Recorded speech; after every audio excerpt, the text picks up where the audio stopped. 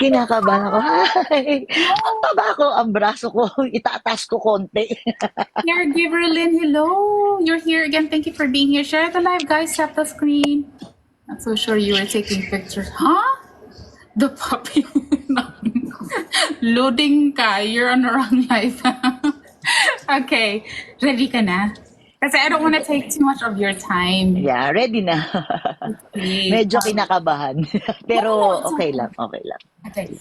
Hi, my name is Jenny. This is my voice, Clean Catch Voice, and we have a very, very special guest today.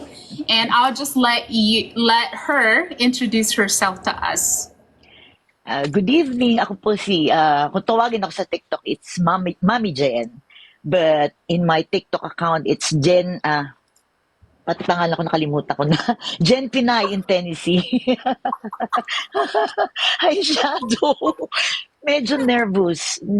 Kinakabahan, pero okay lang. You're good, you're good. Hello, Mayor. Pakishare mo to kay ate, kay Aling Mirna. I don't know if she's at work right now though, but thank you guys for being here. Okay. Merong nag-hi sa'yo si Selecta, do you know? Hi, Selecta. Hi, Shadow. Ayan ang aking ka-team, Team Iwan. Uy, Ah, thank you. okay. So, Team Yeah. Shadow. Yes, Hello, Team Team Shadow. Yes. Shadow. So, You guys for being here. Okay, so mm-mm. here's the backstory why Jen Pinay in Tennessee is here. Kasi ang nangyari is, si Sis Mel talaga ang in-approach ko na interviewin. Tapos sabi niya, nahihiya daw siya. But then she recommended you because your story is very inspiring daw. So just that alone, coming from Sis Mel, she speaks highly of you talaga. So I'm really excited where this is gonna go. So I guess we can start with where you came from sa Philippines. Taga saan ka ba talaga sa Philippines? Tiga Las Piñas ako. Sa Las Piñas, sa Bamboo Organ. Ah, Pero, doon ako lumaki, doon ako pinanganak, doon ako lumaki, doon ako nakapag-asawa. Pero, 10 years ako nasa Dubai. okay. Yeah. Okay, so I was actually gonna ask kung Bisaya ka ba kasi Bisaya ako. Bisaya ako, Cebuana ako, kasi ang tatay is Waray, ang nanay ko is Cebuana. Pero, ang problema, makakaintindi ako, hindi na ako makapagsalita. Yun ang Ah, okay. problema sa akin. No? Because you grew up nga sa Las Manila na. Piñas. Oo, Las Piñas na. Oo. Okay, so you came from the Philippines. How did it go na napunta ka sa Dubai? What's the story? Ang storya kasi noon, before my first husband, nag-ano kami sa Dubai. Hindi, actually, hindi migrate eh. Kumbaga, sumugal na makapagtrabaho kami sa Dubai. So, andun kami for 10 years, nasama na namin yung mga bata, yung panganay ko, yung bunso ko, tapos yung manugang. Kaso, doon nga for 10 years, malungkot yung naging kwento namin sa Dubai kasi doon na rin binawian ng buhay ang una kong asawa sa Dubai. Oh my gosh, I'm so sorry. No, it's okay, it's okay. Siguro pag nare-recall ko lang pero I think move on na rin ako eh. Move on na ako. Okay, but your original plan talaga is from the Philippines, doon na kayo manirahan sa Dubai. Actually, hindi ka pwedeng manirahan doon kasi wala naman doon residence, wala namang citizenship. Kasi sa Dubai, once lang na may employment ka, you can stay. Pero pag wala ka ng trabaho, balik ka na ng Pilipinas. Ganun ang Dubai eh. Oo, pero ilang taon kayo nag-work sa Dubai? 10 years kami mag-asawa. 10 years.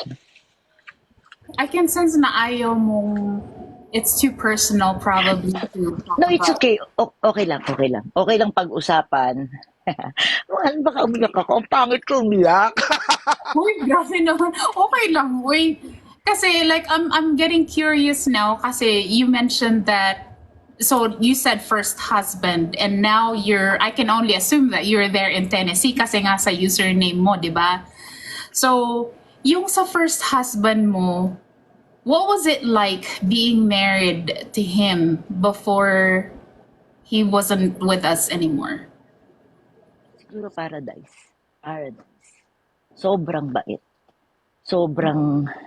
Kasi ang first husband ko, matatawag natin na classmate eh, from kinder hanggang nag-high school. Oo. Ito nga nakakatuwa kasi kami dalawa, aso't pusa kami. Aso't pusa, tinali pa ako niyan sa puno. Tapos siya pala yung mapapangasawa ko. Hindi, totoo, totoo talaga.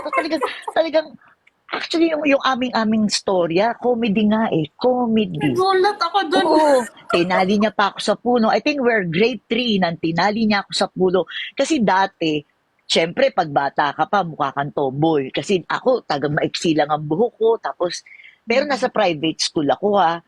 Pero ang ano ko, tomboyish ako eh. Sino mag-aakala, di ba, na pusit nito, tinali mo ko, tapos ikaw pala mapapangasawa ko. Yun ang storya. Siguro nagpapapansin siya kasi crush ka niya. Di ba Hindi, yung mga boys hindi ganun? papansin. Talagang ano siya, sutil. Alam mo yung bully? Bully siya talaga. Talagang bully yun.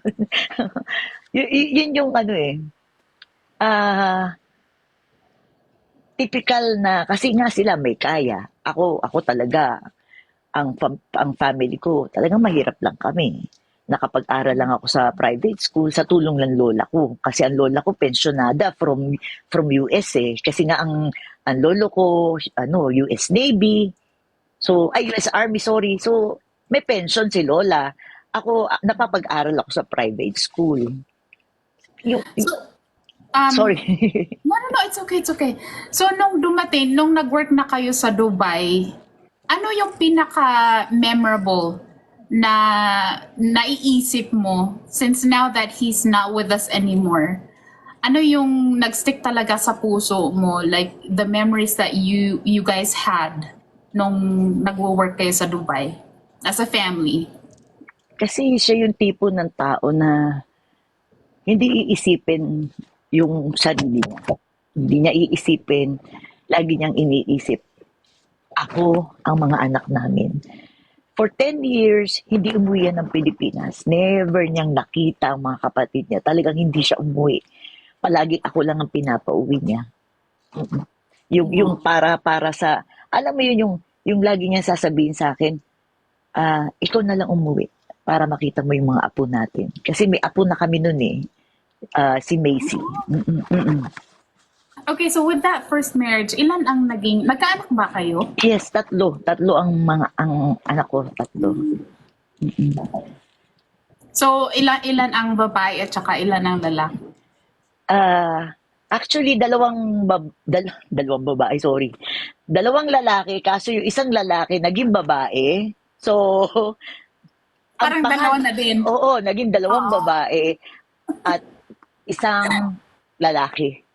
May pasensya na kayo, hindi ko kayo mabati, Mel. Oo, Laila. Si Smell is Hi, here. Laila. Hi, lahat. Oo. Ninenervyos ako. No, it's okay. Di ba sabi ko nga, tayo-tayo lang Yun naman. nga. Oo. Oo, parang chill-chill lang ba? Mm-mm. So, okay. What was the reason bakit siya nawala? Kasi he was diagnosed diabetic when he was 40. Ay, no, 35. He was so Yes. young. He was so young kasi nga, ang nanay niya, tatay niya is talagang mga diabetic. Talagang sabi nga nila, nasa dugo eh. Hi, Miss Travel Fit. Oo, nasa dugo niya. So, yun, actually, nung na-diagnose siya in denial pa kami. Kasi nga, nabulag siya for 5 days. Sipin mo, hindi siya nagsasabi sa akin na nabulag siya. Nagdadrive. Oo, Nagpayuan ba? oo. Nagdadrive ako ng sasakyan that time. Basta sabi niya, kasi yan, ako ang driver niyan eh. Hindi, sabi ko nga sa'yo, sobrang magmahal. Hindi niya iisipin ang sarili niya. Kaso unahin niya ako. Binilhan niya ako ng sasakyan kasi nag-aaral ako ng college that time sa St. Augustine. Samantalang siya nag-jeep. Ako may sasakyan. Grabe. Ganun ang sacrifice niya.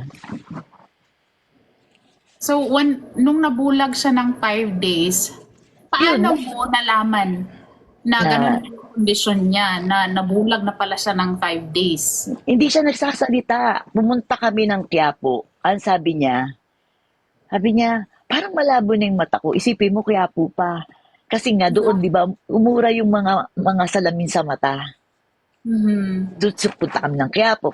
Pagdating namin sa Quiapo, sabi ko, ba't kailangan mong pumunta sa ophthalmology? Sabi niya, baka malabo na yung mata ko, di ko makita, basta malabo. Nagtataka yung doktor doon, yung tigatingin sa mata, bakit sabi niya hindi po pwedeng pantay ang grado. Kailangan isa kasi daw dapat isa mataas, isa mababa. Hindi daw pwedeng Yeah. magpantay. So nagtataka siya, sabi niya, bakit pareho? So sabi ng doktor, patingin ka muna. Patingin ka muna. Tapos wait, thank you na nadidistract ako. Hello, Madam Angge. Hello po. Thank you, Bunso. Yun nga, pagdating namin ng bahay, pinilit ko na siya. Sabi ko, tara, magpatingin ka na. So, pagdating namin sa hospital, actually, nagulat ang doktor. 700 ang blood sugar niya. Kaya pala bulag na siya. At hindi niya sinasabi sa akin. Oh my gosh, grabe siya. Like, he wasn't even like thinking about himself kasi parang makaistorbo pa siya sa'yo. Totoo. Totoo. So, ano yung measures na ginawa nyo to parang i-counteract yung pagka-diabetic niya? Ano siya, isipin nyo ha, yung asawa ko, kasi nga, di ba sabi ko nga, nasa dugo, hindi nakain ng sweets, hindi nainom ng soda, hindi malakas kumain, nag-e-exercise. Pero walang magawa ang doktor. Kasi talagang nasa dugo daw. Nasa dugo niya, talagang kahit anong gawin namin. Actually, ano nga siya, parang na-depress. Nagkaroon siya ng depression kasi iniisip niya na, alam niyo naman pag naging diabetic, di ba? Nahirapan na siyang, alam niyo na yung ginagawa ng mag-asawa. Nagkaroon siya ng problema dun. Yeah. Nagkaroon siya, yun talaga ang umano sa isip niya na parang hindi ko na maibibigay yung kung ano yung para sa akin. Pero sabi ko nga, gano'n na naman, asawa, sakripisyo, kasi talagang sobra. Hindi mo iisipin lahat eh. Kasi ibibigay mo rin yung sakripisyo mo para sa kanya kasi ngayon din ang ibinibigay niya sa amin. Yeah. Gusto ko lang ding isingit. I totally understand that whole situation kasi yung father ko, ganun-ganun din ang nangyari. Namatay siya, organ failure because diabetic siya. So was that like the same situation na nangyari sa first husband mo? Hindi. Natagpuan lang siyang patay sa office niya. Oh my gosh. I'm so Natagpuan siyang sorry. patay. Oo. Yun yung talagang, alam mo yung feeling na bumagsak at langit ang lupa. Oh my gosh. Kasi hindi ako handa na wala siya that time. Hindi ako handa, hindi ako prepared. Isipin mo, yung sweldo ko sa Dubai, akin lang. Akin lang. Tulong ko sa pamilya ko, wala siyang pakialam. Pero yung sahod niya, pambayad ng bahay, pambayad ng kuryente, pagkain namin, although yung anak namin bunso nagtatrabaho, pero kanya pa rin yun. Hindi niya kinuha. Talagang sa amin, pera nyo, pera ko, para sa lahat. Oh my gosh. So, nasa work pa talaga siya nung nangyari. Natagpuan siyang patay sa office niya. Actually, kasi dapat ang uwi niya, 7 ng gabi. Nagtataka na ako, 8 o'clock na ng gabi, wala pa siya. Never yan naging late. Kasi ang ugali niyan, ang ugali ng asawa ko laging nagmamadaling umuwi. Kasi gusto niya lagi kaming makikita. Gusto niya lagi kasama kami. 8 o'clock hindi na siya umuwi. So akala ko na traffic lang. Kasi kausap ko pa siya eh. Kung yung text message niya ng 6:30, nasa akin pa. Tinago ko. Oo, nasabi niya, magpapalipas lang ako ng ng traffic.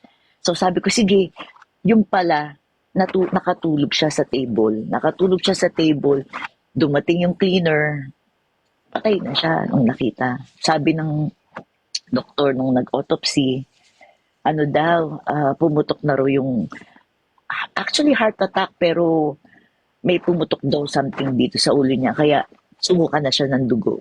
May dugo yung ilong niya, may dugo na yung, basta, Oh my goodness. Totoo si Smell, if you're there, totoo pala talaga. Kasi si Sis Mel, she kind of like briefly told me about your story, pero hindi yung kabuuan. Oh my gosh. So, sino yung nakakita sa kanya? cleaner ng company nila. Cleaner ng company nila, maglilinis na kasi magsasarado na ng 8 o'clock dapat maglilinis na. Yun, nakita siyang patay na dun. Wow. So, during his last day, meron bang senyales? Kasi di ba merong ibang mga tao sinasabi nila na once na parang the person can kind of sense na parang last day na nila or last few hours of their life, na parang meron silang ipaparamdam sa'yo. Meron bang ganun? Meron. Kasi yung time na yun, nag-away kami ng Wednesday. Yung away na typical na mag-asawa, gano'n naman kami. Yan, hindi ako minumura niyan. Hindi yan nagmumura. Basta mabunga nga lang siya kasi nga, iniintindi ko dahil nga moody na siya, dahil nga sa sakit niya. Basta Yeah. yung makita niya, ayaw niyang ang electric fan or kahit anong bagay na naka-open. Ang ilaw, patayin mo kasi lagi niya sinasabi, sayang ang kuryente. So, nag-away kami ng Wednesday. Alam mo ang sinabi niya sa akin? Huwag ka mag-alala, sabi niya. Huwag ka mag-alala, ilang araw na lang. Sabi niya, ilang araw na lang. Uy! So, tas hindi ko siya pinasisi ko, anong ilang araw na lang? Sabi niya, basta ilang araw na lang. Yun. Tapos Saturday, hinatid niya ako kasi ko noon subject teacher ako doon sa isang school. So hinatid niya ako sa park, meron kaming parang parang picnic with the teachers. So paghatid niya, pag kami nakasakay sa taxi, kasi wala kami sasakyan eh. Mahal kasi ang sasakyan sa Dubai, so taxi lang kami. Lagi kami sabay niyan, kung ibababa niya ako. Tapos hi Miss Mizzy, tapos nung ibinaba niya ako, basta ang napansin ko lang sa kanya, yung tingin niya sa akin, lampasan na. Lampasan na ang tingin niya. Tapos nung sabi ko sa kanya nga magkita tayo mamaya sa bahay Hindi siya sumagot. Hindi na. Ngumiti nga lang siya sa akin. Yung ngiti na sabi ko. Pero syempre, ako hindi ko iisipin yung kasi sino mo mag-iisip na mamamatay na tong asawa ko. Pero parang sa akin normal lang. Basta ngumiti siya. Sabi ko, magkita tayo sa bahay. Yun lang. Hala, bakit ako? I don't know. Di ba kasi, Nakakaiyak yung buhay ko. Pero, ay, sabi ko hindi ako iiyak eh. I guess guys, siguro ang take out nyo dito sa sitwasyon na to is, di ba, like normal naman sa atin mag-asawa na mag-away, pero hindi mo talaga alam kung kailan na. Kung kailan na lang yung partner. 33 years kami. Isipin nyo, 16 years old nang mag-asawa kami. Oh my gosh. Parang gusto kitang hugutin tapos gusto kitang higapin talaga ng mahigpit. Sorry. It's okay kasi di ba naikwento mo kanina, you have 3 kids. So, you can only imagine kung ano yung pinagdaanan mo nung nalaman mo. Sabi ko, napapangit ako kaya yung umiyak. Sorry, Jan. Grabe! Si Smell! Oh my goodness! Simula pa nga lang. I'm really sorry that happened. Okay. Okay naman na ako. Siyempre, love of my life ko yun eh.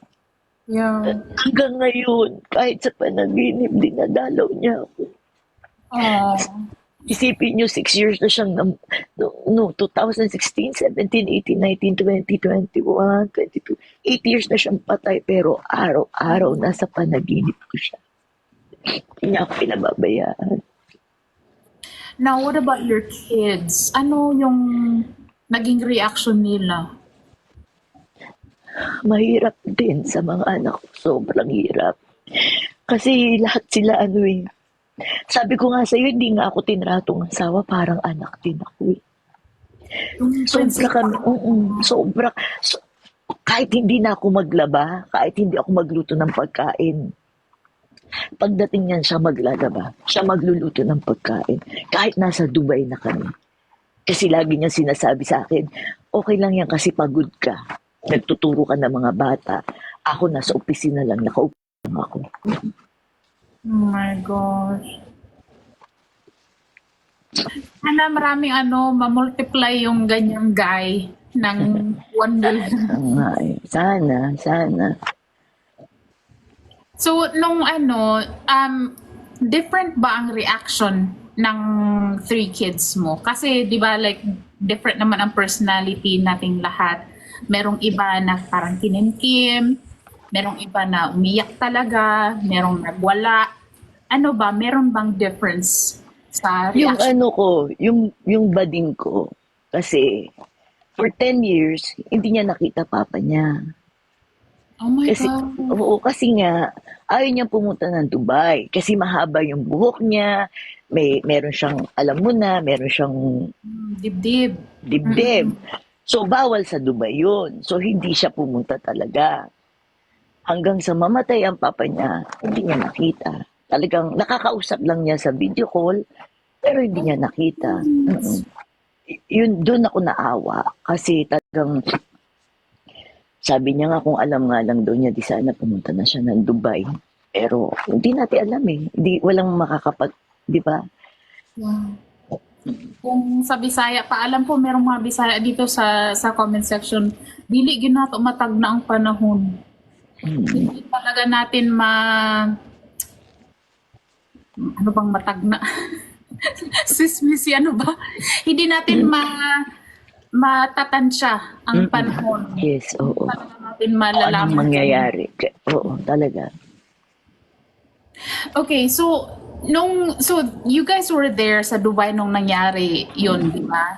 So anong naging mahirap ba ang proseso nung Sobra. pauwi na kayo? Sobra. Kasi nung natagpuan siyang patay sa office, hindi siya binayaran. Hindi kami binayaran ng company niya. Hindi siya binayaran. Ang inano lang, ang sinagot lang ng company is ticket. Ticket lang niya. Oh my God. Tapos yung ticket na yun, ang binayaran lang nila, one person lang. Kasi siya, pagbangkay, dapat triple. Triple ticket plus 4 pa kami. Oo. Wala, oo. Mabait pa rin ang Diyos sa akin kasi talagang umiiyak ako. Kasi nga, pag nag-uusap kami niyan, ang lagi niya sinasabi, kung ano man ang mangyari sa akin, iuwi mo ako ng Pilipinas. Siyempre, kahit sabihin mo na biro, sasabihin ko, oo, iuwi kita. Pero siyempre, masakit sa akin yun. Pero nangako ako eh. Kailangan ko siyang iuwi ng Pilipinas. So, yung company na pinagtatrabahan ko, yung Gems Wellington nga, doon ako nagpo-work. Sobrang pagmamahal ang ginawa nila sa akin. Binigyan na nila ako ng separation pay na almost nasa 400,000 plus abuloy pa ng mga parents. Isipin nyo, Middle East nag-abuloy ng pera. Kasi talagang, alam niyo yung rin kami, yung happy-go-lucky siguro na mag-asawa. Kasi, Minahal kayo ng mga tao doon. oo, kasi kami, very simple kami. Siguro hindi rin namin naisip kung ano yung mangyayari. Basta pag gusto namin kumain, kaligayahan namin yun eh. Pupunta kami sa ganto, hindi kami nagsisave. Kasi ang iniisip lang namin, pag nag-retire kami, alam namin may madudukot kami. Yun nga yung bigay ng company. Yeah. Yun. Pero yung company niya, walang binigay. Missing condolence wala. Oh my gosh. Okay, so after Dubai, so nauwi mo na siya. parang gusto ko kasi siyang like parang step by step para kung sino yung nanonood ngayon, ma-follow talaga nila ang story ng buhay mo. Same goes with me. Okay, so nandun na kayo sa Philippines, what was the gap of time before ka nag-transition dyan sa Tennessee? Ang bilis, ang bilis. Siguro ano lang 2016 siya namatay, 2018 nandito na ako sa Tennessee. Okay, so 2 years. 2 So, years. oo. So nung dumating na kayo sa Philippines, yung bangkay niya, anong naging reaction ng family, both families nyo? Kasi itong nangyari, di ba, nung namatay siya, hindi ko siya tinignan. Hindi ko tinignan ng bangkay niya. 14 days siyang nasa morgue. So, never ko siyang nakita sa Dubai. Sa Pilipinas na kami nagkita. Kasi hindi ko nga kaya, hindi ako kumakain. Parang ako nagkakrung-krung. Ano, talagang wala. Talagang, ang sabi ko pa nga, kasi lagi kami may usapan yan. Kung sino ang mauna, susunod ka agad. Ganun kami ka-close, ganun yung talagang ano namin. Yung, Bonding nyo. oo, lagi niya sinasabi, kung sino mauna ha, susunod tayo kaagad. Kasi sabi ko, paano pag ako nauna? Sabi niya, 1 oras lang, kasunod mo na ako. Oh my God. Yun nga, yung 14 days, hindi na rin ako makain, hindi na rin ako natutulog. Pagdating ko ng Pilipinas, ang kumausap sa akin yung apo ko, yung apo kong babae, si Macy.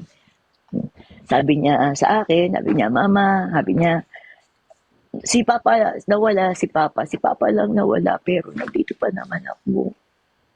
Sabi Oh. niya, oo, aalagaan kita. Kasi, alam mo yung feeling na parang nawalan ka ng paay, nawalan ka ng nawalan ka ng katuwang sa buhay.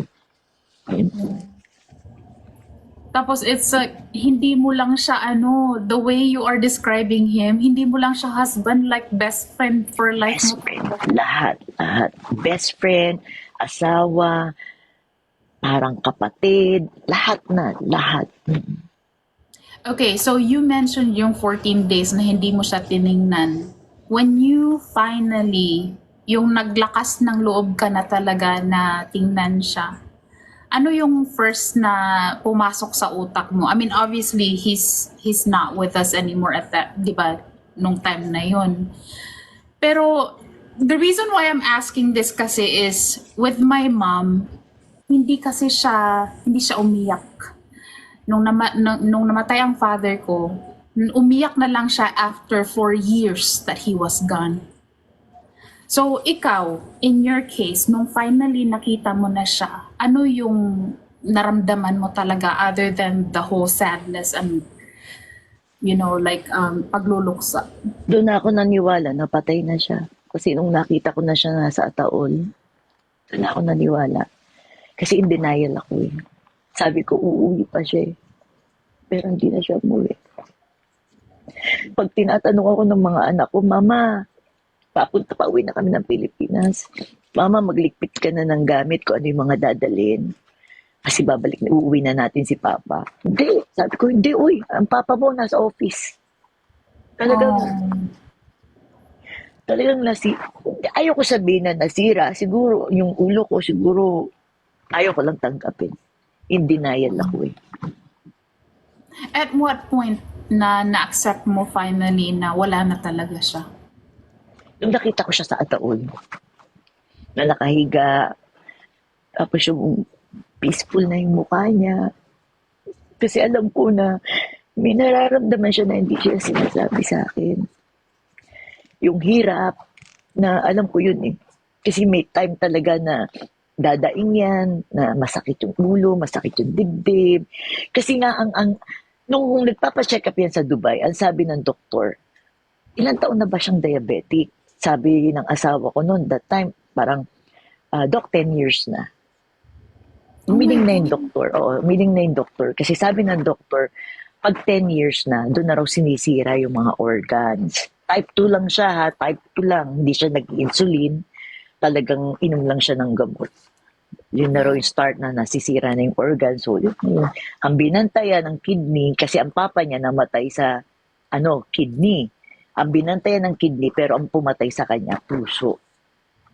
Oh my goodness. Hmm.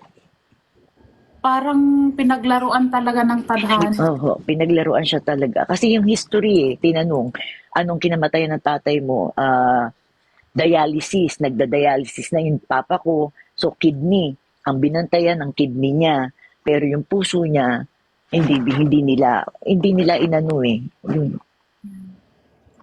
Okay, nung na-realize mo na finally, yung parang na-accept mo na, oh my gosh, my husband's really gone. No, during that time, nung time na yon, meron ka bang, bumalik ba sa utak mo na meron kang things na you regretted na hindi mo nasabi sa kanya, or you were able to express everything to him nung buhay pa siya? Siguro hindi ko nasabi sa kanya na, hindi kasi ako very expressive eh. Basta pag sinabi niya, sumasagot naman ako na I love you. Kasi Korean, kumain ka na ba? O, tatawagan kita. I love you. Oh, ganun lang ako sa telepono. Oh, sabi niya, talaga ako. Sabi ko, I love you too.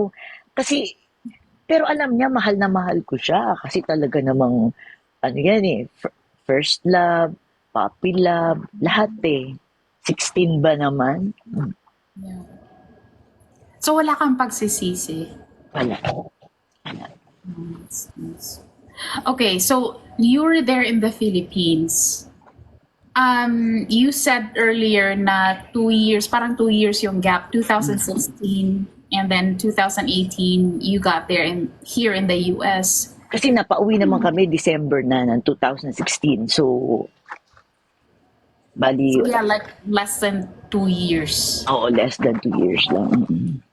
So ikwento mo, like I'm sure you went through yung pagluluksa, but then at some point, 'di ba, parang like what your apo was saying, andito pa naman kami. So nung time na yon na parang you were kind of like, I don't think you will ever be done mourning for the person that you really love. But then yun nga, nag-transition ka dito sa US. Tell us the story, like how you got here sa US. Siguro mga 4 months, yung sa 4 months na yun, nakikita ko na kasi ako yung tao na ayoko maging pabigat sa mga anak ko. Nag-i-start na, syempre wala na kaming pera eh. Kasi di ba, yung abroad ka, sanay ka magtrabaho, tapos pagdating nyo, sabay-sabay, wala kayong trabaho eh. Lahat nakanganga kami. Yeah. Oo, 4 months, nararamdaman ko na yung hingi na lang kayo ng ulam muna kila nanay or hiram muna kayo. Sabi ko hindi tama, hindi ganun yung buhay ko eh. Nagtatrabaho ako at saka hindi kami binuhay ng papa nila ni Olan. Olan yung pangalan ng una kong asawa. Na ganun na yung hihingi, hindi niya kami binuhay ng ganun eh. So yung after 4 months, actually yung friend ko sabi niya, bata ka pa, sabi niya, para mawala yung lungkot mo. Sabi, punta ka ng Cherry Blossom. Ano yun na? App. Oo, app yun na Cherry Blossom. So, yung una, sabi ko, unahin ko tong Cherry Blossom, wala kaming pagkain. Diba yung parang, sabi naman nung anak ko namang babae, sabi niya, ma, huwag mo intindi ng pagkain. Sabi niya, sige lang, libangin mo ang sarili mo. O di, yun, Cherry Blossom. Unang-una ko nakilala ito. Ito kagad. Siya kagad. Grabe. Oo, tapos yung picture niya, naka-cowboy hat pa yan eh. Si Aswang. Aswang ang tawag ko sa kanya. Naka-cowboy hat pa. So, siya din, nag-message siya kagad sa akin. Actually, parang 1 day lang kami nag-usap eh. Tapos sabi niya, may Facebook ka ba? Sabi ko, meron. Sabi niya, doon tayo sa Facebook. Kasi di ba maraming scammer na, di ba, yung kakausapin ka, tapos, pengi akong litrato. Ito hindi. Sabi niya, doon tayo sa Facebook mag-usap. Doon kami sa Facebook mag-usap. Pero ang talagang start namin, Cherry Blossom. Oh. Mm. Tapos, di ba, like, siya talaga yung pinakauna. Tapos, that situation right there, that's destiny. Yeah, oo, siguro nga, oo, destiny ng kusubisyon. Sorry, ano lang, joke lang. Siguro nga, destiny ko siya. Kasi araw-araw nagdadasal ako. Ang sabi ko, bigyan niyo ako ng katuwang kasi walang buhay sa Pilipinas. Pero never ko pinangarap na makarating ako ng Amerika. Gusto ko bumalik ulit ng Dubai magtrabaho. Pero ayaw ng mga anak ko. Ang sabi ng mga anak ko, ma, pag bumalik ka ng Dubai, papatayin mo lang ang sarili mo. Kasi Yeah. ang liit lang ng Dubai, makikita ko lang yung lagi namin pinupuntahan.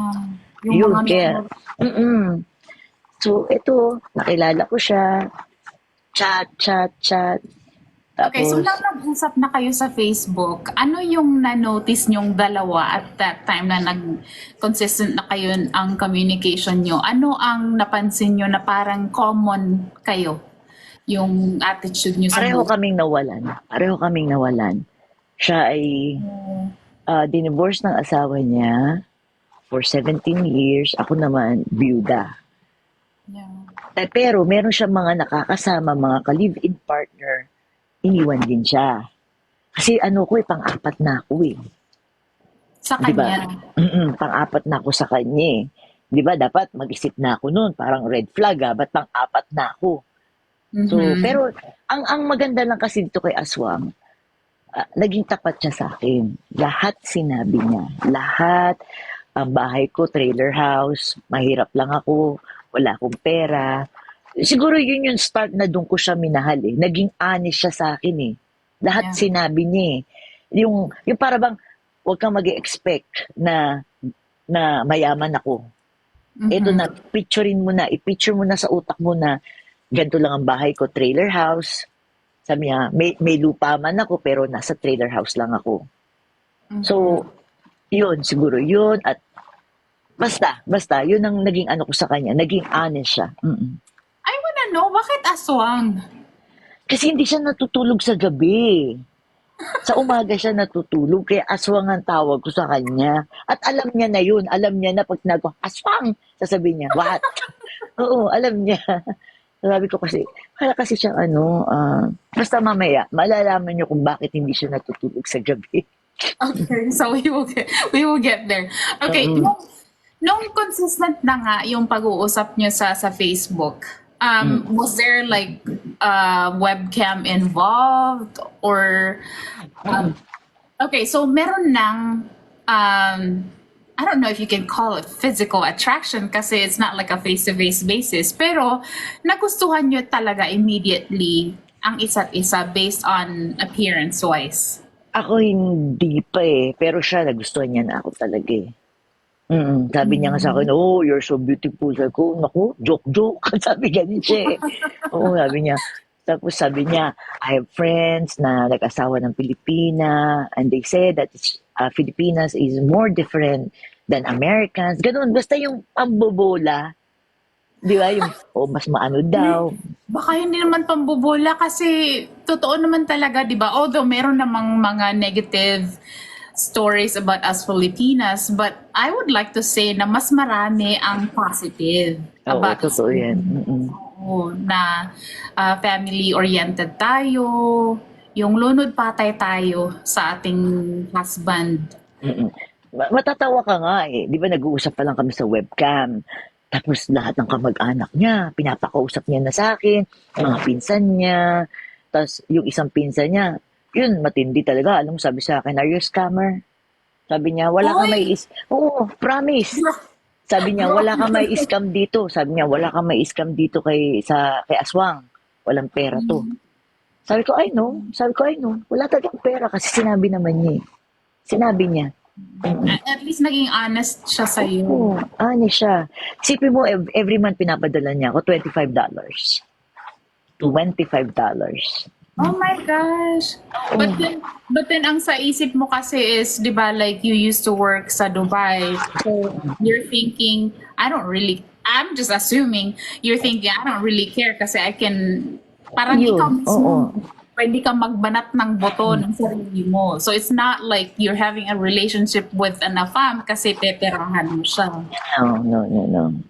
Okay, so nung, di ba, it seems like yung relatives niya parang, apart from that cousin na, wait, ano ka, scammer ka ba? Apart from that one, parang okay naman ang pagtanggap initially, ang pagtanggap ng family niya sa'yo. How about your family sa kanya?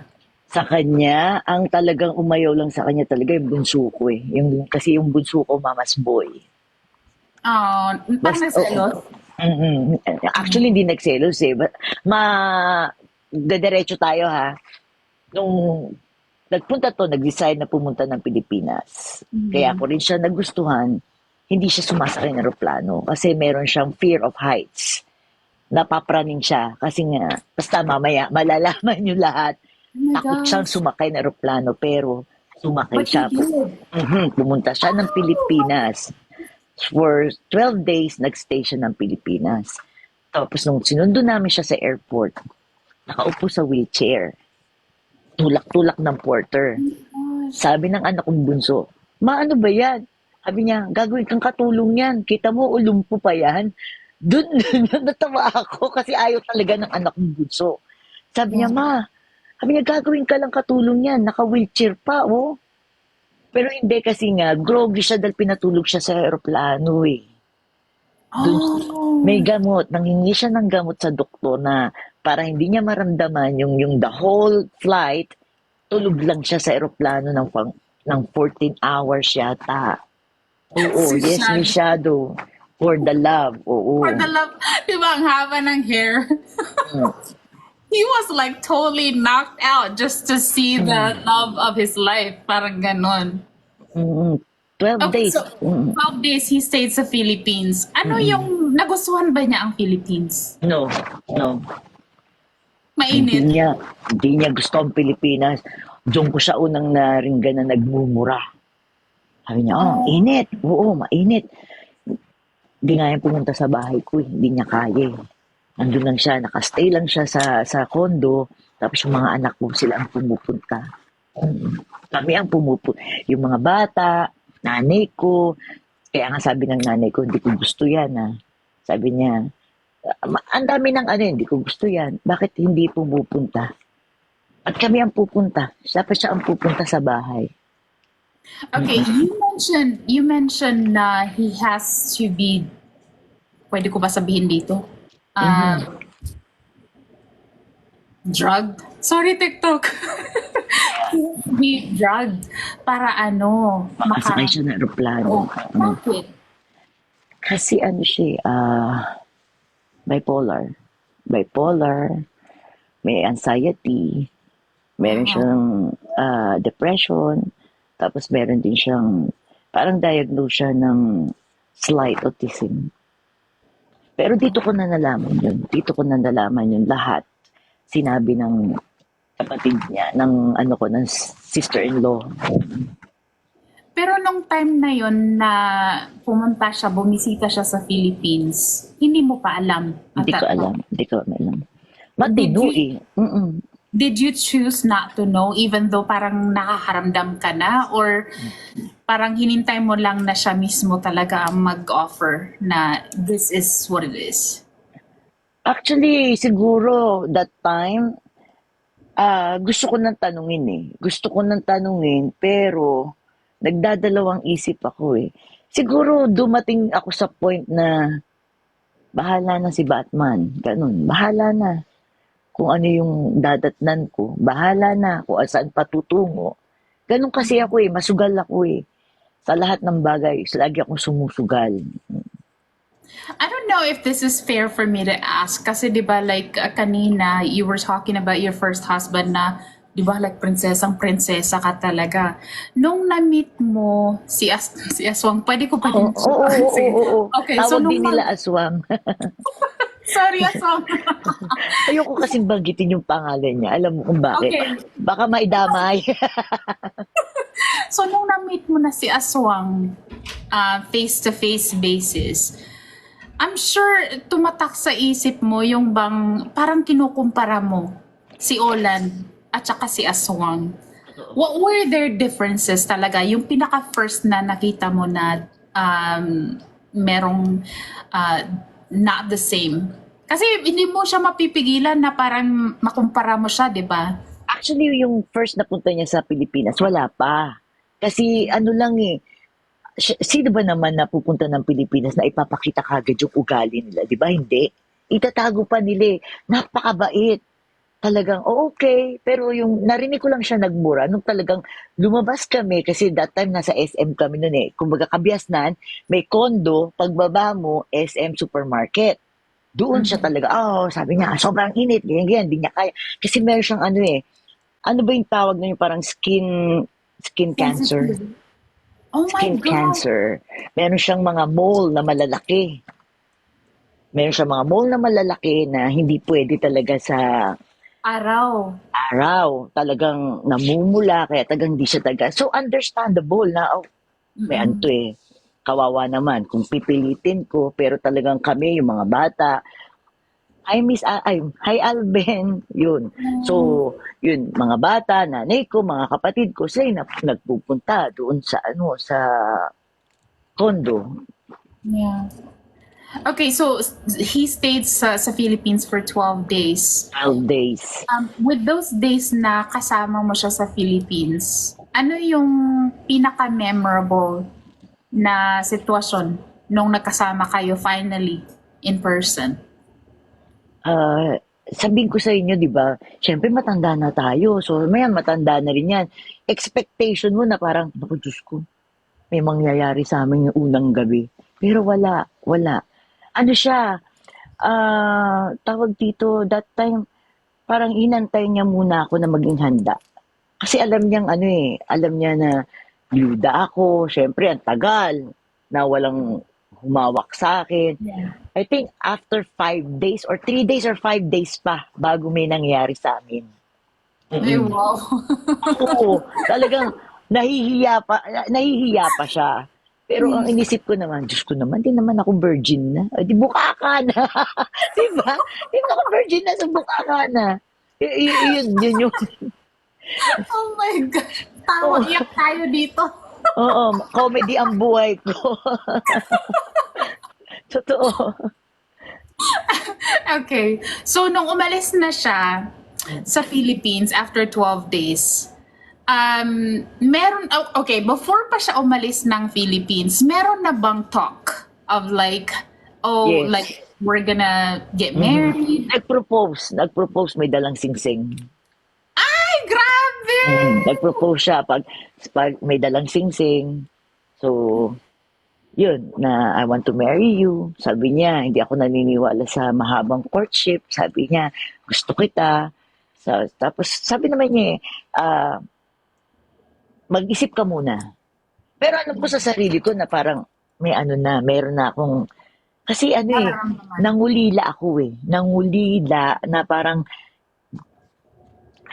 ano ba sa Tagalog to yung parang, ah, parang nakita ko sa kanya na okay na. Siya na talaga.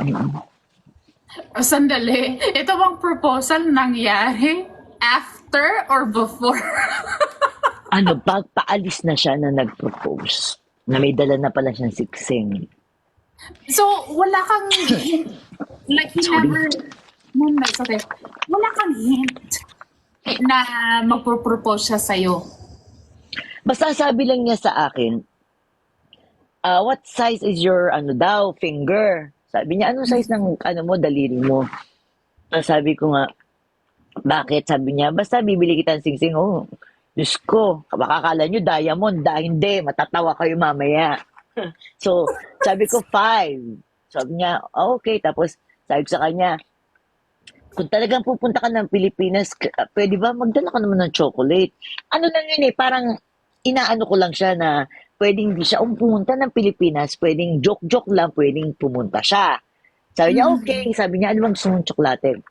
Sabi ko, any kind. Basta, sagodamihan mo naman. So, pag uwi, may dala man tsokolate. Isang balot.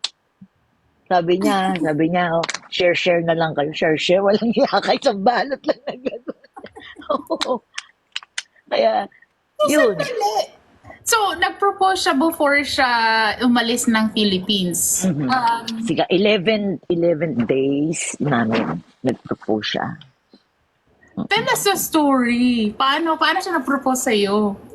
Yun, sabi niya nga sa akin, sabi niya, I don't want to go home, I don't want to go back na wala akong sagot. Pero, sabi niya, I understand, pwede ka mag-isip. So, sabi ko, sige, tapos yun nga, nag-propose siya. Katawa pa nga, propose eh. Kasi ito, during nasa Pilipinas, nakabrief lang. Laging nakabrief at nakahubad. Yung, alam niyo, kasi nga mainit, eh, palakad-lakad ng ganyan. Sabi ko, tapos nung nag-propose siya na, sabi niya, will you marry me? Sabi ko, yes. Para naman si Kobe dutong nag-propose sa akin kasi nakabahan tapos nakahubad. Sabi ko, ba naman to? Walang ka-sweet-sweet, di ba? Pero, ayun, pumayag naman ako. Kasi di naman ako 18 years old na aarte pa, di ba? Basta, yun, nag-bleed ba kasi? No, hindi walang bleed. Si Remy. Yun, nag-propose, tinanggap ko, tapos, nung umuwi na siya ng ika-12 days, para akong luka-luka. Sabi siya, iyak. Iyak ako ng iyak, para akong tanga. Sabi nga naman, ano ka nung mama, namatay papa, ngayon iyak ka na naman, nawala naman yan. Oo, iyak ako ng iyak. Na para bang sabi ko, na, kasi hindi ako iiyak kung hindi siya kung wala akong naramdaman eh. Yeah, May, oo. may kaibigan pa nga ako noon eh, tinawagan ko yung kaibigan ko. That time, I think, yung kaibigan ko, parang nasa out of town din siya, pero nandito rin siya sa Amerika. Iyak ang niya, bakit ba? Sabi niya, teka nga, lalabas mo na ako. Sabi ko, umalis na siya, mahal na mahal ko pala siya. Sabi niya, 12 days, sabi niya. Di ba marang tanga? 12 days? Sabi ko, hindi, talagang alam ko, siya na. I came, yun, nung naano ko siya, yun, lalo siyang doon nag-start na magpadala ng $25 na every month. Sabi niya, alam mo, wala naman akong pera, so kahit man ng konti. So sabi ko, okay naman, walang problema. Hindi kasi ako tumingin sa pera eh. Hindi ako tumingin eh. Kasi yung iba, padala mo ng $25, lalayasan ka na niyan, sabihin niyan, uy, di kita pagtsatsaga ang kausapin, $25, 1,000 lang yun eh.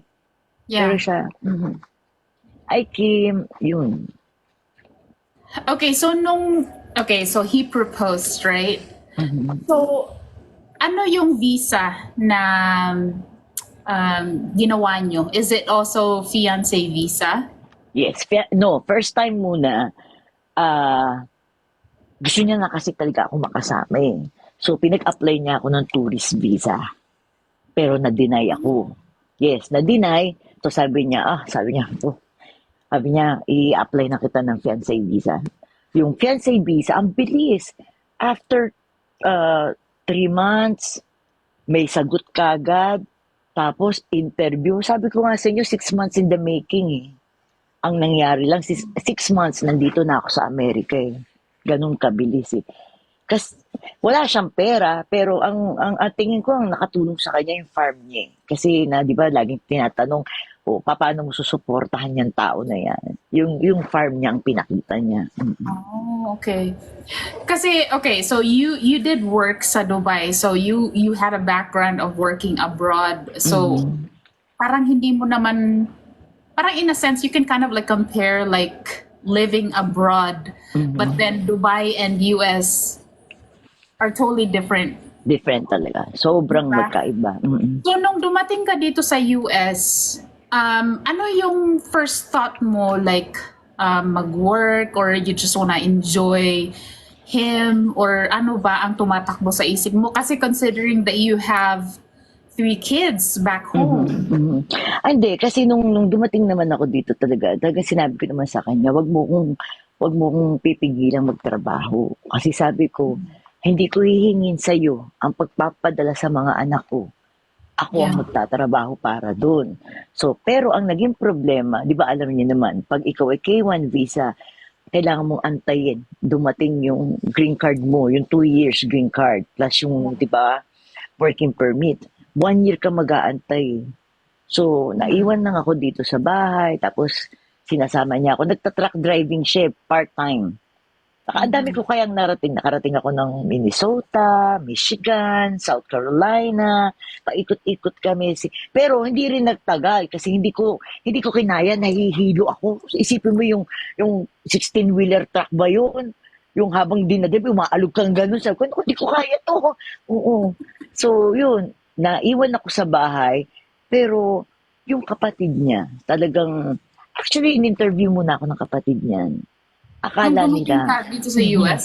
akala nila galing ako sa mga ah, bar, ganun. Oh my Yes, God. kasi yun ang tumatak. Redneck sila eh. Tandaan, redneck. Mga Yeah. typical na Tennessean. Ganun sila ka-racist, di ba? Yung especially for Asian, na ang inisip nila, oh, saan kanya nakilala? Ganyan, ganyan. Tapos nung nagsalita na ako, na ano kagad mo, ay may pinag-aralan to kasi marunong mag-English. English. Yeah. Yeah, sabi niya, saan ka nagtrabaho? Sabi ko, nagtrabaho ako sa Dubai for 10 years. I've been there. Sabi niya, anong trabaho mo? Kaya, doon, parang, imbis na, yung iniisip nila na para akong nag-work sa bar, na divert, na sabi niya, mabait na babae ito. Sabi niya, Yeah. may pinag-aralan to, maayos na babae ito. Yun, kaya mabait sa akin ang anak niya, dalawang anak niya, pati kapatid niya. Siya lang naman di mabait sa akin. Joke. Aswang, oh. Hindi totoo, redneck siya, redneck. Hala, grabe. You went through that. Kasi like, isingit ko na lang din. Kasi di ba like typical sa ating mga Pinay, pag nalalaman ng mga tao na yung husband is a femme, parang ang immediate thought is mail order bride, gold digger, Yes, uh, totoo. here for the green card. Tapos, ikaw, face-to-face ka talaga. Tinanong talaga ako. Talagang tinanong ako ng kapatid niyan. Sinabi talaga kung ako daw ba'y nagtatrabaho sa bar. Pero hindi ako na-offend. Hindi ako na-offend. Alam niyo kung bakit? Kasi alam ko sa sarili ko hindi totoo eh. No, I said no. Mm.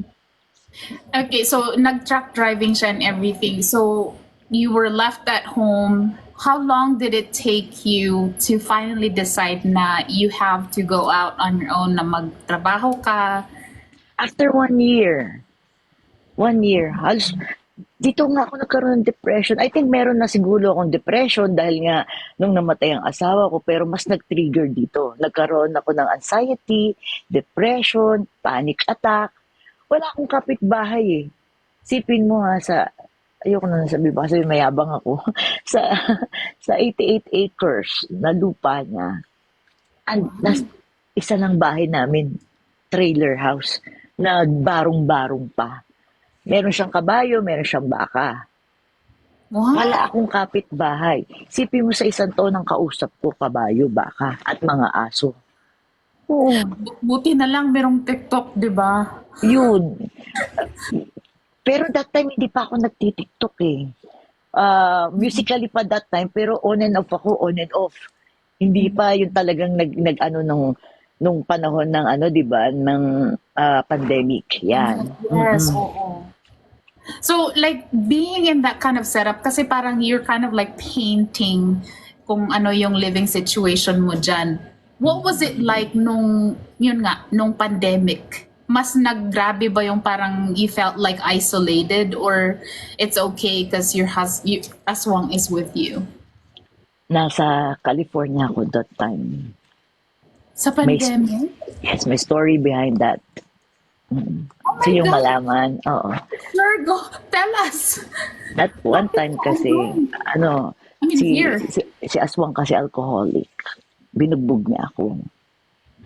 So, Oh my gosh! yes, binugbog niya ako. And that time, actually, hindi naman talagang bugbog na bugbog. Parang muntik niya na ako mapatay because si Aswang is 6'4", ako ay 5'2".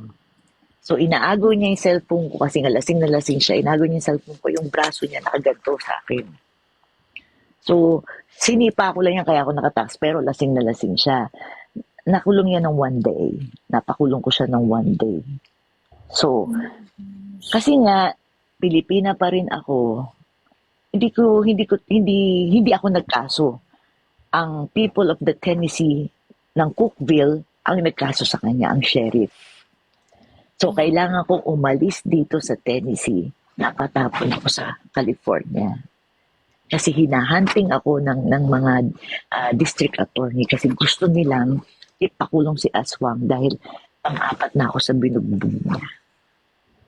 Oh my God. First wife, yung kalibin niya, yung pangatlo, ako yung pang-apat. Kahit ngayon, pag binigay ko yung pangalan niya, makikita niyo talaga na nandoon. Meron siyang talagang yes, domestic violence, battery, ganun. Oh my gosh. Yung sandali, nung time na yun, was that the very first time na nasaktan ka niya? Yes. First time niya ako nasaktan because of galit niya sa kapatid niya. Yung galit niya sa kapatid niya, sa akin niya binuhos. Kasi nakahiga ako sa kami. Nang bigla siya dumating na ganun, sabi ko, kausap ko yung mga anak ko. Tapos sabi niya, wala akong pakialam sa mga anak mo. Di syempre nagalit ako, sabi ko, kausap ko yung mga anak ko, huwag kang bastos. Yun, nag-agawan kami. Sabi ko sa kanya, pag di ka tumigil, tatawag ako 911. Doon siya napraning. Naagaw niya yung cellphone, binato, nagbunong braso kami. Oh, Gosh. Uy, smell kung nandyan ka pa sa baba. Grabe. Grabe pala talaga. Parang pang-movie ang story ng buhay mo. oo. Parang movie na tinawanan ko na lang. Oh my gosh. Okay, so sandali. Nung yung first time na nabugbog ka niya, First and last lang naman niya ako nabugbog. One time lang talaga. okay, so nung time na yun, wala ka pang alam na meron na pala siyang history? Or alam mo na? No, nung nabugbog niya ako, ang unang dumating dito yung sister-in-law ko, yung kapatid niya. Doon niya sinabi sa akin lahat na bipolar siya,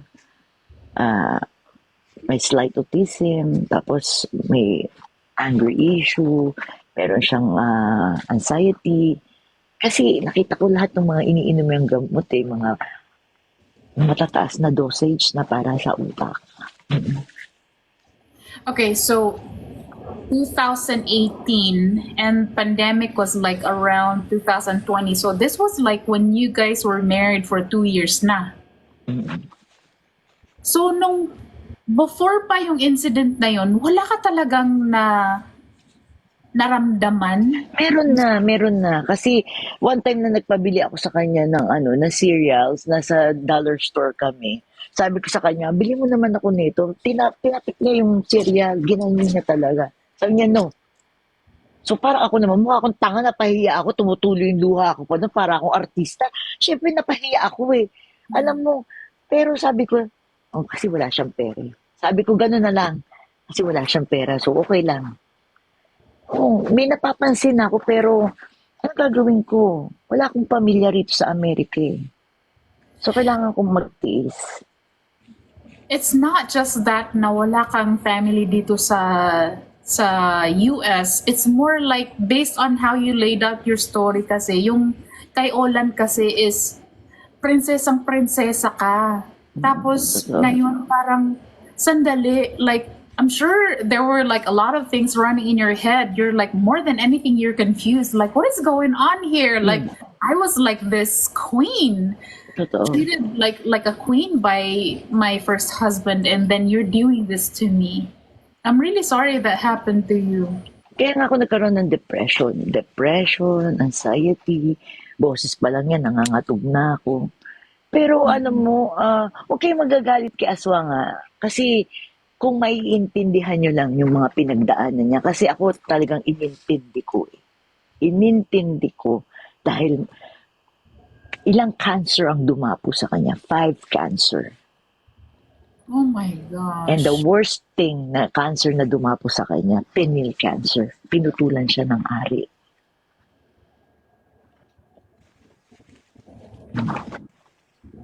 Kaya yun ang umano sa akin na kailangan ko pa rin siyang intindihin. Yes. Yes, hindi mabait talaga. Mabait si Aswang. May talagang We're, ano lang. we're not even done yet, but I can honestly say na itong interview na to, this would be like what, the 40th? You're the 40th na na-interview ko, and this is like the most shocking for me. Yung parang, ano ba to? Movie. Naputulan siya sabi nga ng doktor, sa 100 na pasyente, siya yung tumama sa rapol, nabunot ang pangalan niya. Oh my gosh. Mm. Okay, let's go back to ano, kasi you said na pumunta ka dito sa California kasi parang hinahanap ka ng district attorney and everything. So dito ka naabutan ng pandemic sa California. Diyan ako naabutan ng pandemic. 2020, kasagsagan ng pandemic. Meron akong kaibigan na hiningan ng tulong.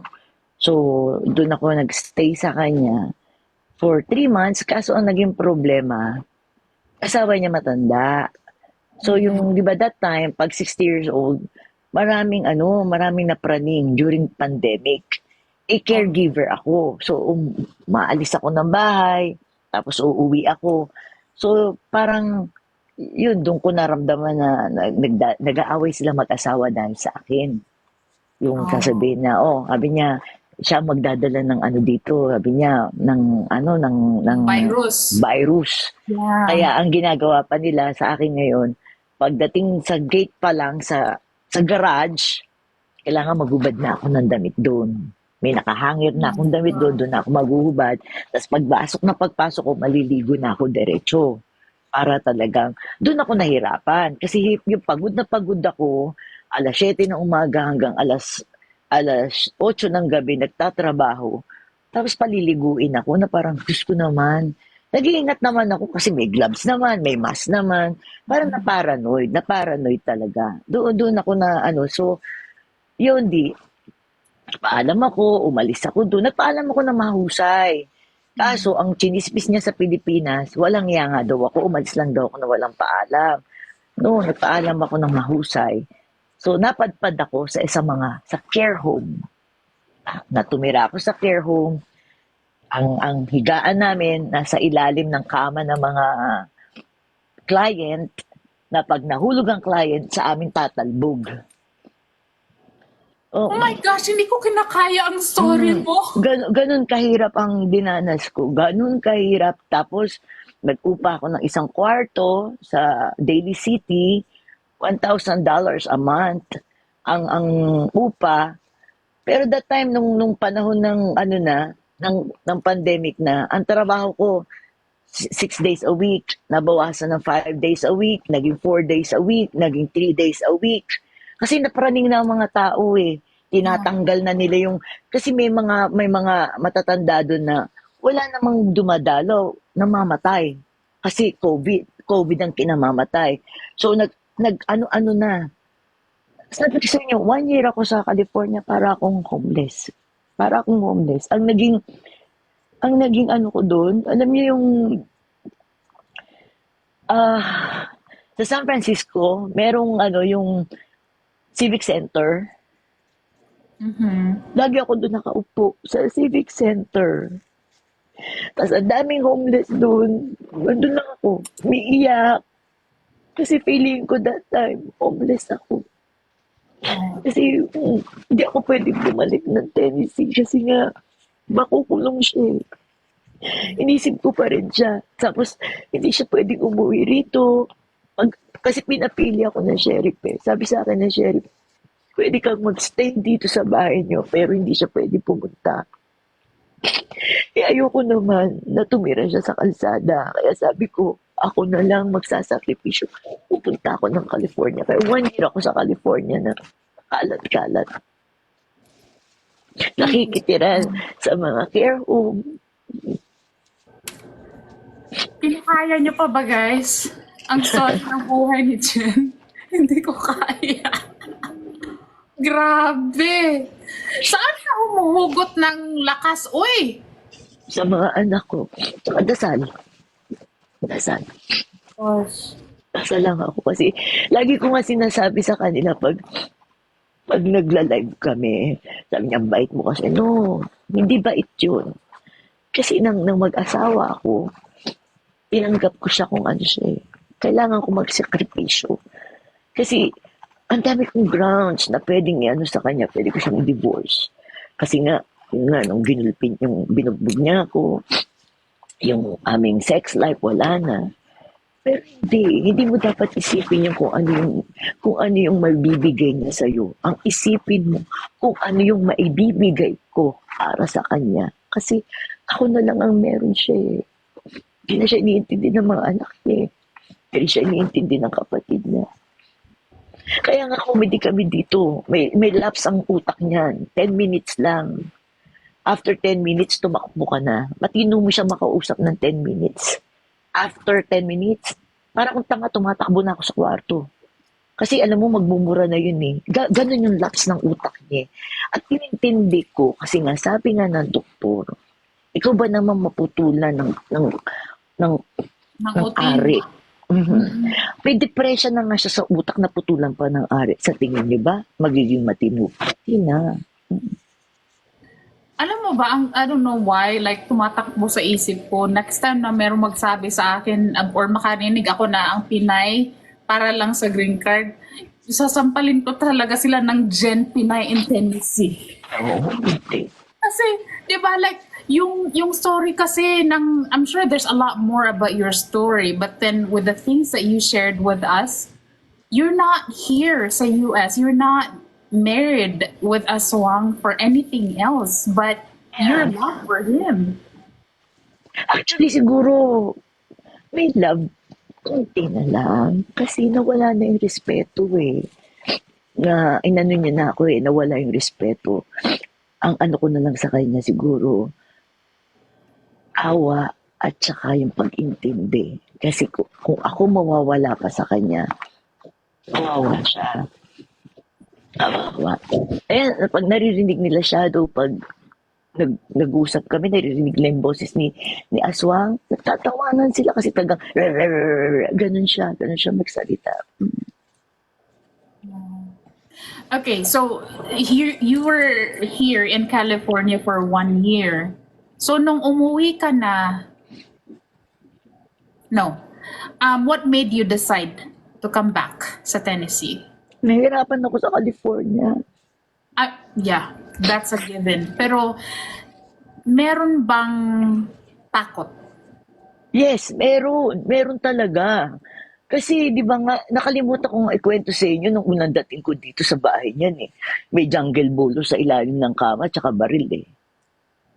So alam mo, hindi ako natulog kasi iniisip ko, putya baka ako patayin nito eh. Ilibing lang ako sa labas eh. Hindi ako talaga natulog hanggat hindi niya tinatanggal yung machete at saka yung baril sa ilalim ng kama. Sabi ko, tanggalin mo yan. Napaparaning ako dyan. Nilagay niya naman sa barn. Oo, talagang lalo ako nagkaroon ng takot sa kanya. Pero ngayon, wala na. Ginawa kong comedy na ang buhay namin, kaya siguro nandito pa rin ako eh. Hello, grabe. This is like the first time that I'm having an interaction with you. Pero yung respeto ko talaga sa'yo, ang taas-taas talaga kasi O hindi respeto ha. Kasi ano lang naman, marunong lang ako magbigay ng magbalik ng utang na loob. Kasi kung hindi rin sa kanya, wala ako dito eh. Yun lang yung kaya ko na lang ibigay sa kanya. Tsaka yung pangako ko na kung magkakasakit siya, aalagaan ko siya kahit hindi siya naging mabuti sa akin. does he know though na he is one heck of a blessed guy having you? No. Hindi. Oh.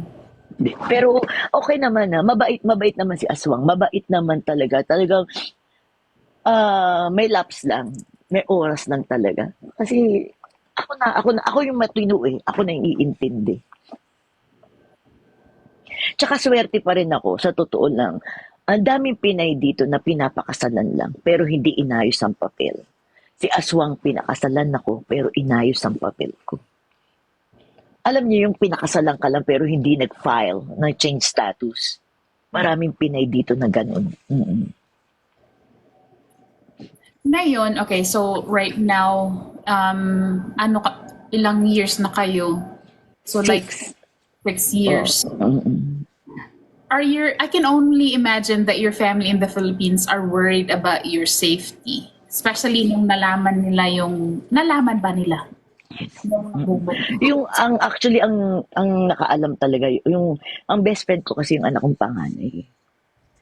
Mhm. Sabi ko sa anak kong panganay, "Nak, hindi ko na kaya." Sabi ko, maano na ako talagang bumibigay din ako minsan eh. Alam nyo, sagot sa akin ng anak kong panganay, hindi rin mana sa akin eh. O ano ngayon, ginusto mo yan, magdusa ka. Doon ako natauhan eh. Sabi ko, ginusto ko nga Parang naman eh. sinabi sa'yo, deserve. Ganon. Yes, kasi sabi niya, pinili mo yan, me. Walang namilit sa iyo eh. Yan yung buhay na ginusto mo eh. Sabi niya, gusto mo yan, di ba? Sinabihan ka namin, di ba? Pero sumugal ka. So, parang yun ang umano sa utak ko na, tama naman yung anak ko eh. Bakit ako bibitaw? Kasi ako yung tao na hindi ako bumibitaw ng basta-basta eh. Lagi ako may pag-asa. Lagi ako may pag-asa na baka magbago pa. Baka magbago pa. Mm-mm. Okay, so ngayon, yung family mo, concerned pa ba sila sa safety mo? Or Oh, parang yan. Hindi, medyo, hindi. Sabi ko naman sa kanila, wala na ngayon. Talagang yung pagiging alcoholic niya, wala na. Nagbago na siya. Hindi na siya nainom. Kasi nga, natakot siya nung ikinulong siya ng isang araw.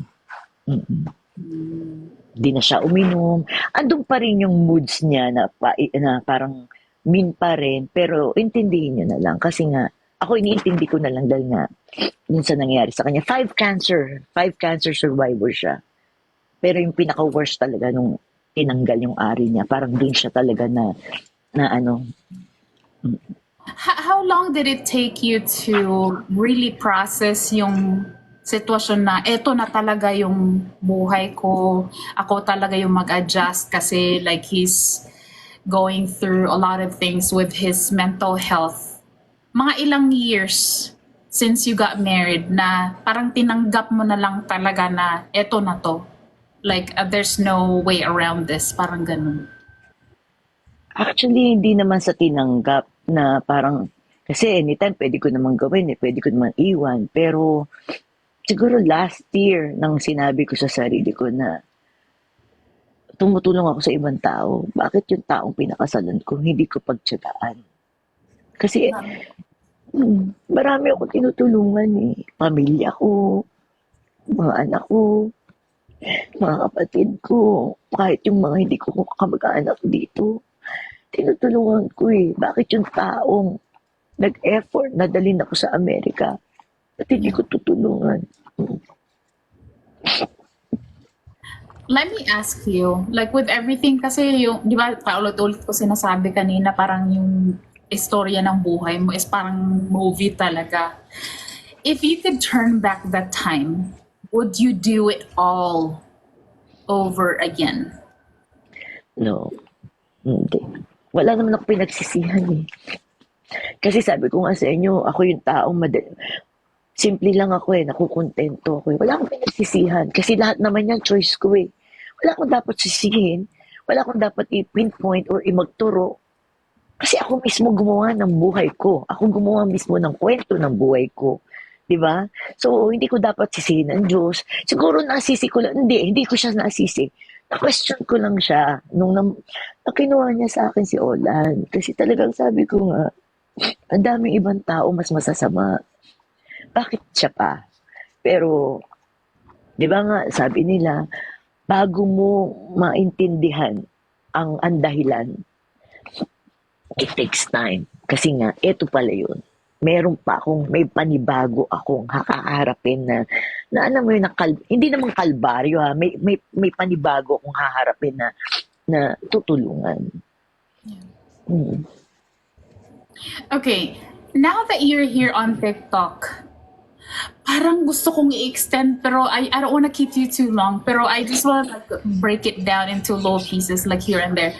But since you're here on TikTok, Was it because of pandemic na andito ka sa TikTok? Or ano pa ang reason bakit you ended up here sa No, TikTok? for fun lang talaga ako. Actually, ako nung pag sinasabi ko nga yung kwento ko na pahapyaw-hapyaw, hindi Mm. ako yung nag-aano na, "Uy, kawaan niyo ko." No, no, hindi. Kasi Yeah. kaya ako kinukwento para malaman ng mga ibang babae na gustong makapag-asawa, makakuha ng AFAM, na maging bukas kayo sa, ah, ano ba yun, yung sa reality, yung Yung expectations possibility. and reality. Yeah. Kasi Oo. marami kasi 'di ba na parang gusto ko mag-asawa ng AFAM. Hindi, dapat yung expectation mo, wag. Dapat kasi pagdating ng realidad, yung nasa reality, mabubuang ka. Yun lang kaya ko kinukuwento sa kanila, hindi para kawaan niyo ko, no, no, no. Hindi ko kinakawaan ng sarili ko. Proud pa nga ako sa sarili ko kasi hanggang ngayon, although kahit sabihin mo na napapagod ako, basta ang lagi ko lang naman sinasabi sa taas na ang pamilya ko, laging ano ba, laging isi-save nila. The reason why I'm asking is because, di ba, yun na, si Sis Mel ang nag-introduce sa'yo sa akin. And then, there's the Team Shadow. How did it go about na napunta ka doon sa Team Shadow? Ano ang story? Ano lang yan, yung parang nag-start kami na invite na mag-up sa isang live. Tapos, kasi ako yung tipo ng tao na mas gusto kong kausap yung, alam mo yun, may matutunan ako. Kasi, iba yung may natututunan ka at may naibibigay kang leksyon din sa ibang tao eh. Kasi hindi ko sinasabing mas nakakatalino, mas nakakatulong sa pagkatao mo eh. Kaya Yeah. minsan lagi nga sinasabi na ang lalim mong magsalita, na ang ano mo magsalita. Hindi ako matalino. Sinasabi ko lang to sa mga experience ko sa buhay. Sinishare ko lang sa kanila. Yeah, because your story, like now that you're telling us your story, we are all inspired sa storya ng buhay mo. And I Totoo. can only imagine, di ba, like sa pagla-live nyo. Minsan kasi, there was this one time, pumasok ako, pero parang nahiya ako. Andun si Sis Mel, kasi si Sis Mel talaga yung isa sa mga Filipina TikTokers who supported Clean Catch way back when nung ano pa kami, mga 1,000 followers pa kami ni Greg ng husband ko. So I always look back sa mga tao who were always there from the beginning. So nakakatuwa na dahil na-form yun yung Team Shadow and then si Snell is there too. Here you are and you, para di ba, iyak tawa tayo dito sa story ng buhay mo. And I don't know why, like when you started telling us your story, ang naiisip ko is yung sinabi ni Master Uguay sa Kung Fu Panda. Um, Yesterday is history, tomorrow is a mystery, but today is a gift. That is why it's called the present. Yes. So, yung para kang ultimate talaga na description ng saying na yun. Kasi, yung bang, you don't really know what's gonna happen tomorrow, but then you just do what you need to do and you just keep fighting to live for your family. And yung existence nyo dito sa TikTok, now that you're here on TikTok with the Team Shadow, di ba parang paulit-ulit ko na sinasabi to towards the end of the interview that I'm doing. In behalf of your followers, sa mga nanonood sa inyo, thank you talaga. And I know it wasn't easy for you to share your story. Pero grabe, mag-commentuan kayo sa comment section kung na-inspire kayo sa storya ni Jen. And thank you so much. It's such an honor that you're here. Thank you. Thank you. Kasi Kanina yung- ninenervyos ako pero ngayon parang, sige na, kwento na lang ako. Oo, yung dito kasi sa Clean Catch Voice is chill lang. Like, it's not really anything so serious. Like, it's all about you. Oo. And salamat talaga. Oh my goodness. Yung gusto kitang Welcome. butin talaga sa camera. Come here, let me give you a hug. Grabe ang story. Di ba, you went from na byuda ka, tapos na homeless ka, and all that story na I've never heard of such a story before. Kasi di ba klase-klase naman tayo ng istorya sa buhay, pero my goodness, tinalo mo silang lahat.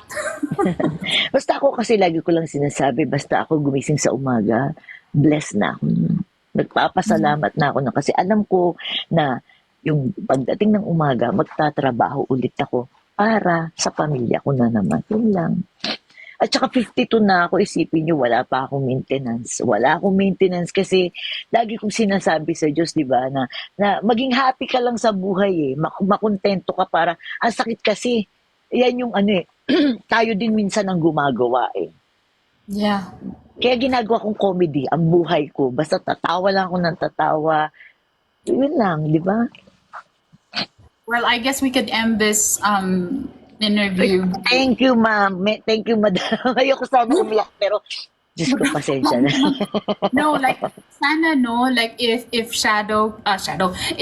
Aswang Shadow kasi ang daming comment dito sa Shadow. No, if Aswang can, kasi ipopost ko to yung whole interview sa YouTube. Kung if you can hear this, Aswang, I hope you know how one of a heck of a blessed, not lucky, blessed guy you are having Jen. She's one true fighter and such an inspiration to all of us. And when you're at the right state of your mind, please let her feel that she is loved. Thank Because you. you are so blessed. Alam ko naman, love naman ako ni Aswang. Alam ko naman. Alam ko naman na love niya ako, pero talagang may times lang talaga na naglalapse yung utak niya. Ay! Thank you, Grabe thank ka! you. Well, thank you, Jen. Guys, salamat sa panunood, sa nag-engage sa comment section. And it's really such an honor, truly. Salamat talaga. Sis Mel, thank you for recommending Thank you, Jen. Miss July. Thank you, everybody. And we will see you around sa mga live nyo ng Team Shadow. Salamat sa lahat na nanood. Thank you, Miss Clean Catch. Sa lahat ng nasa Team E1, sa lahat, thank you. Kahit paulit-ulit nyo nang naririnig ang kwento ko, hindi kayo nagsasawa. Kasi gusto ko lang naman malaman nyo na laging may pag-asa. No? Huwag tayong, Yeah. diba, konting problema, ayaw na natin kagad. No, laging may pag-asa. Totoo. And Jen Pinay in Tennessee, is literal example ng pag-asa talaga. Well, thank you. Have a Thank good you. night sa inyo Thank lahat. you. Good night din. Thank you. Good night you. sa lahat. Thank you. See you later. Bye-bye.